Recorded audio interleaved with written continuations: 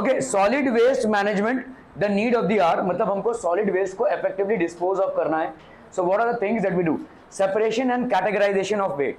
तो आप देखोगे भाई साहब, गीला कचरा, सूखा कचरा, ये हमारा क्यों है? क्योंकि गीले कचरे में जो वेट वेस्ट है जिसको हम बोलते हैं, उसमें ऑर्गेनिक कंटेंट ज़्यादा होता है, जिसको हम सॉइल में डंप कर सकते हैं. क्योंकि अगर हम सॉइल में डंप करेंगे तो वो माइक्रो ऑर्गेनिजम्स उसको डिकम्पोज कर देंगे और सॉइल की फर्टिलिटी या उपजाऊता बढ़ जाएगी.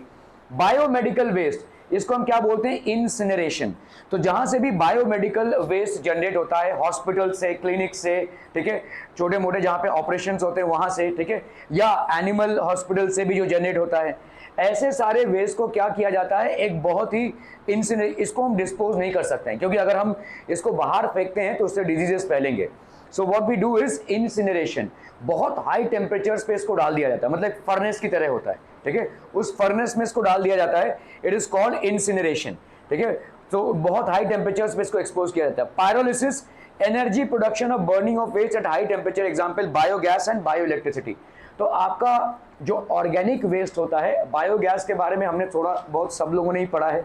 तो गांव खेड़े में क्या होता है? गोबर हो गया, ह्यूमन एक्सक्रीटा हो गया, प्लस जो भी आपके वेजिटेबल पील्स हो गए, जितने भी आपके ऑर्गेनिक वेस्ट हैं, उनको बायोगैस प्लांट में विथ क्या हो गया भाई साहब? वो हेलो, क्या हो गया? एग्जाम हो गया है? हाँ, आधा घंटा और बिठा के रखूंगा. कितने मार्क्स आ जाएंगे तेरे को इस पेपर में? कितने मार्क्स आ जाएंगे बताना? तो रिवाइज करना उसको. ऐसे कॉन्फिडेंस में भाई साहब 110 आएगा 100 से. Pyrolysis, energy production by burning of waste at high temperature. तो जो भी आपका बर्निंग ऑफ वेस्ट होता है, ठीक है, ये सारे वेस्ट को हम हाई टेम्परेचर्स में बर्न करते हैं, इससे बायोगैस या बायो इलेक्ट्रिसिटी प्रोड्यूस होती है. जो लोग भी भाई साहब आराम से चैन से बैठे हुए हैं, मैथ से भाई साहब, ये how confident are you that you have cracked all the problems? आज तक मुझे तुम्हारे इस कोई भी बैच में ऐसा इंसान नहीं मिला जिसने 40 में से 40 लाया हो, या 50 में से 50, या जितने भी मार्क्स का पेपर है फुल मार्क्स लाया हो. लेकिन तुम्हारे चेहरे पे कॉन्फिडेंस कुछ और ही बयां कर रही है भाई. हाँ, is it not feasible for you, if you have finished your paper, to look at it once again, try to resolve those which you have not been able to resolve? What sort of strategies are you implementing to? कोई रटा रटाया चीज थोड़ी है भाई साहब ये. कोई history civics क्या है, मतलब जो रट के गए वही लिखोगे. मैथ से ये इंडस्ट्रियल सॉलिड वेस्ट मैनेजमेंट, ठीक है. तो लैंड फिलिंग मेथड होती है जिसमें हम इंडस्ट्रीज के वेस्ट को लैंडफिल करते हैं. कंपोस्टिंग, कंपोस्टिंग क्या होती है? कंपोस्टिंग सिर्फ ऑर्गेनिक वेस्ट की हो सकती है. तो एक गड्ढा खोदा जाता है, उसमें भाई साहब सारा ऑर्गेनिक वेस्ट डाला जाता है, उसको कवर कर दिया जाता है. 1 महीने से 2 महीने तक में अच्छा खासा मैन्योर या फर्टिलाइजर तैयार हो जाता है, ऑर्गेनिक मैन्योर जिसको बोलते हैं. सेफ लैंडफिल साइट्स, तो ऐसे लैंडफिल साइट्स, शहर के बाहर कुछ ऐसे लैंडफिल्स बनाए जाते हैं जिसको पूरा वाटर प्रूफिंग किया जाता है, ताकि वहां से कोई वाटर वेस्ट जो है तो ग्राउंड वाटर को ना डिस्टर्ब करे, ठीक है. वर्मी कंपोस्टिंग, जहां पे हम वर्म्स को एम्प्लॉय करते हैं, कंपोस्टिंग करते हैं और यहाँ पे वर्मी कंपोस्टिंग करते हैं. मुझे बताओ इस बैच में किसके सबसे ज्यादा मार्क्स आएंगे? किसके सबसे ज्यादा मार्क्स आएंगे? Tell me. Okay, vermi composting मतलब जब हम कंपोस्टिंग करते हैं और वर्म्स को इस्तेमाल करते हैं. तो वर्म्स बेसिकली क्या करते हैं? दे विल बेसिकली और ज्यादा जल्दी तरीके से इस चीज को दे विल डिकम्पोज इट, ठीक है. 7 principles of solid waste management क्या क्या है भाई साहब? Reuse, reusing the materials that were previously used again for some other purposes, ठीक है. तो रीयूज भाई साहब जैसे आपके टिन कैंस हो गए, एल्यूमिनियम कैंस हो गए, प्लास्टिक बॉटल्स हो गई, ठीक है, ये सारी चीजों को रीयूज करना. तो ऐसी चीज प्रोड्यूस करो जिसको हम रीयूज कर सके, ठीक है. Reuse for some other purposes. Refusing of use of articles made from non degradable material such as plastic and thermocol. तो अगर ऐसी चीजों से जो जिसको आप भाई साहब रीयूज नहीं कर सकते हैं, ठीक है, उन चीजों से बने हुए पदार्थों को रिफ्यूज करना, ठीक है. जैसे प्लास्टिक्स को बैन किया गया है लेकिन फिर चालू हो गया है, ठीक है. Degradable material such as plastic and thermocol. Recycle the solid waste such as paper, glass, metal etcetera so that useful articles can be made from them. तो उसको भाई साहब रिसाइकिल करना, ठीक है. फिर से rethink about our habits, activities and the way in which we use different resources, ठीक है. तो किस तरह से हम अलग अलग रिसोर्सेज को इस्तेमाल करते हैं. कितनी बार मैं रात को जब जाता हूं तो वो नीलकंठ के सामने लोगों को देखता हूं वो सब खा रहे. कल तो मैं 2 दूध का पैकेट लेने गया था, वहां पे घर को जरूरत थी, तो अभी मैं देख रहा हूँ एक बंदा ऐसे खा रहा है, कुछ मसाला डोसा कुछ तो खा रहा था, अरे एक उत्तपा बोल रहे उत्तपा, अरे एक और मसाला दो। मैं देख रहा हूँ उसका साइज क्या है, ठीक है। और मतलब I know that whatever he is ordering, nothing against it, you consume what you are ordering, but वहाँ पे इतने बड़े बड़े 4 डब्बे रखे हुए हैं जो डस्टबिन के डब्बे हैं, और उसमें 50% खाना फेंका हुआ खाना है। यही लोग हैं जो जाते हैं, ऑर्डर करते हैं और फिर आधे से ज़्यादा खाने को फेंक दे रहे हैं। कहीं पे लोगों को भाई साहब खाना नसीब नहीं हो रहा है। तो please rethink about the resources that you are getting, how you are going to use it, rethink about it, ठीक है। आज की तारीख में बहुत सारे लोगों को भाई साहब खाना नसीब नहीं होता है, आज की तारीख में भी इतनी गरीबी तो है। और इन सब आउटलेट्स में, फूड आउटलेट्स में जो भी आप खाना ऑर्डर कर रहे हैं, at least consume it to the maximum, don't throw it like this, ठीक है। रीथिंक अबाउट आवर हैबिट्स, हमारे हैबिट्स क्या हैं? हमारे habits generally we tend to order more than what we consume, activities and the way in which we use different resources. भाई साहब brush कर रहे हैं, पानी चालू है, आधे घंटे से ब्रश कर रहे हैं भाई साहब। तो ये सारे चीज़ें हैं जिनका हम नेचुरल रिसोर्सेज में हम जो चीज़ें को यूज़ कर रहे हैं बहुत बेकाबू तरीके से यूज़ कर रहे हैं। We can use it to, एक सिंपल सा एग्जांपल दे रहा हूँ। चलो आप लोग, जो लोग पुराने हैं मेरे पास टेस्ट दे रहे हैं, उनको मालूम है कि अगर एक्स्ट्रा पेपर बचता है तो उसको फाड़ कर वापस हैंड ओवर कर देने का। लेकिन बहुत सारे नए लोग हैं जिनको ये मालूम नहीं है। जब मैं पेपर चेक कर रहा हूँ तो आधे पेपर मेरे को दिखते हैं वहाँ पे लिखा ही नहीं गया है और वो पेपर ऐसे ही अटैच्ड है। सिंपल, वेरी सिंपल थिंग, ठीक है। आपकी तरफ से बहुत सिंपल सा कंट्रीब्यूशन हो सकता है। इन छोटे छोटे चीज़ों को अगर हम सही तरीके से सोचेंगे तो काफ़ी हद तक रिसोर्सेज जो हमारे अवेलेबल हैं उनको बचा सकते हैं, ठीक है। Reduce the use of resources to avoid their wastage. अभी आप देखो, जैसे आप अगर अपने कोर्स के बुक्स खरीदते हैं, मुझे ये समझ में नहीं आता है, लेकिन ज़्यादा करके महाराष्ट्र स्टेट बोर्ड की बुक्स और एनसीईआरटी की बुक्स क्या हो रहा है, चेंज नहीं होती हैं। But how many people do buy second hand books? No भाई साहब, नया चाहिए, दिमाग में कुछ नयापन नहीं है, किताब नहीं चाहिए। वाई? सेकेंड हैंड बुक्स अगर आप लेते हैं तो उसमें फ़र्क क्या पड़ता है? वही चीज़ तो है, ठीक है। आपको मालूम है यूएस में you don't have to pay school fees. वहाँ का स्ट्रक्चर कैसा है कि आपको स्कूल फीस नहीं जमा देना पड़ता है। There is no school fees. आपका जो भी गवर्नमेंट के लिए टैक्स होता है वो आपके सैलरी से कट हो जाता है, अपने आप ही आपके बैंक से कट हो जाता है। You don't have to pay school fees, you don't have to pay for books as well. तो स्कूल में मतलब जाना और आना है, कोई फीस का लेना देना वहाँ पे नहीं है।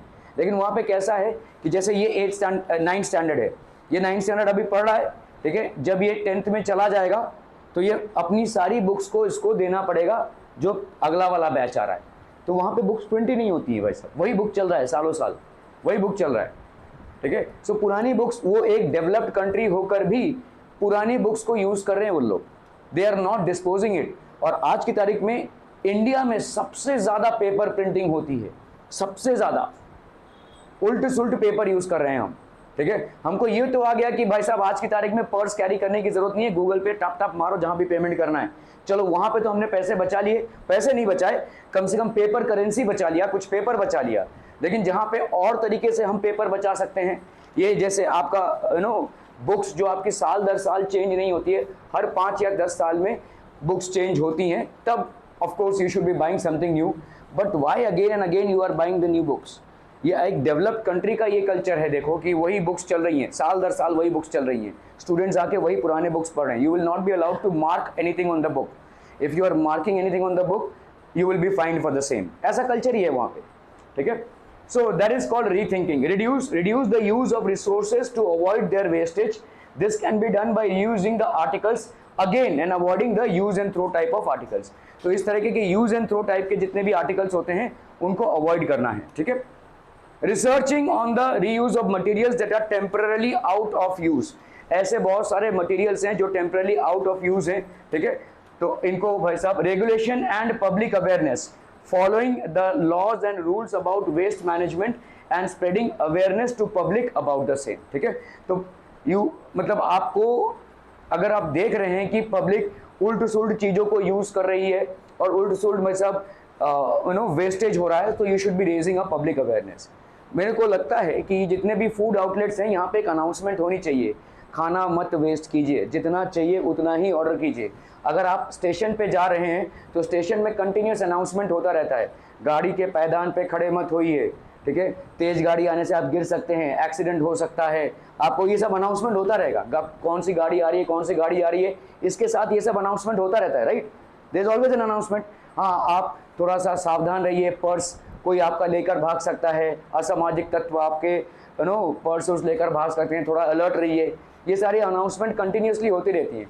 फूड आउटलेट्स में भी ये अनाउंसमेंट होनी चाहिए ना वैसा, मैंडेटरीली, ठीक है, इतना सारा वेस्टेज होता है फूड का, वहाँ पे भी अनाउंसमेंट होना चाहिए कि भाई फूड उतना ही ऑर्डर कीजिए जितना आप ठूस सकें, उससे ज़्यादा नहीं, वरना वो वेस्टेज होता है, ठीक है। लेकिन फूड आउटलेट्स को फायदा नहीं होगा, क्योंकि उनको फायदा भाई साहब एक तरफा दिखता है। Okay, so regulation and public awareness, following the laws and rules about waste management and spreading awareness to public about the same, ठीक है। Okay, identify which of the following is classified as domestic waste: music system, lead, pigments and waste food, ठीक है। So ये हो गया भाई साहब आपका डोमेस्टिक वेस्ट, जो घरों में होता है। State whether the given statement is true or false. Improper solid waste management was one of the main reasons behind the serious food calamity in Mumbai on 26th of July 2005. क्या ये था? नहीं। क्या था? 26 of July को, 26 जुलाई को भाई साहब इतना पानी हो गया था, यहाँ पे ही इतना तक का पानी था, ठीक है, इतना पानी जमा हो गया था, ऑलमोस्ट 6-7 हाथी के सूंड से जैसे पानी निकलता है ना, वैसे बारिश हुई थी 4 घंटे की, पूरे 4 घंटे की बारिश में पूरी मुंबई डूब गई थी। पैदा हो गए थे तब आप लोग? नहीं, हाँ ठीक है, अच्छा है, ठीक है। 2005 मैंने देखा था ये बारिश, और बहुत सारे आपके पेरेंट्स लोगों ने भी ये देखा था, बहुत तबाही हुई थी मुंबई में, उस टाइम का ऐसा फ्लड नहीं दिखा था। 4 घंटे की बारिश में पूरी मुंबई डूब चुकी थी, और ये इफेक्ट अगले दिन तक था, ठीक है। जो लोग ऑफिस में काम करने जाते हैं वो लोगों को ऑफिस में ही सोना पड़ा था, वो घर नहीं वापस आ पाए थे उस दिन, ठीक है। For a day they were not able to commute back, सारे ट्रेन्स बंद थी, सारे जितने भी आपके व्हीकल्स जो रोड पे चलते हैं वो भी बंद थी, ठीक है। It was a huge thing that happened. तो ये हुआ था किसके वजह से? इम्प्रॉपर सॉलिड वेस्ट मैनेजमेंट, ठीक है, ठीक है। किस लिए हुआ था भाई साहब? द 3R मंत्र। तो इम्प्रॉपर सॉलिड वेस्ट मैनेजमेंट क्यों? क्योंकि उस टाइम पे प्लास्टिक्स में वेस्ट भर कर हम फेंकते थे, और यही प्लास्टिक्स जो है तो इन्होंने मुंबई के जितने भी ड्रेनेज लाइंस हैं इनको चोकअप कर दिया था, ठीक है। पानी वैसा पास आउट नहीं हो रहा है, इतना बारिश हो रहा है, अगर पानी पास आउट होता रहता, खैर ये जो आप ये कामोठे वगैरह जो है वो खाड़ी एरिया है थोड़ा सा, तो यहाँ पे बारिश का उतना प्रभाव आपको देखने को नहीं मिलता है, जो बारिश होती है वो खाड़ी में चला जाता है पानी।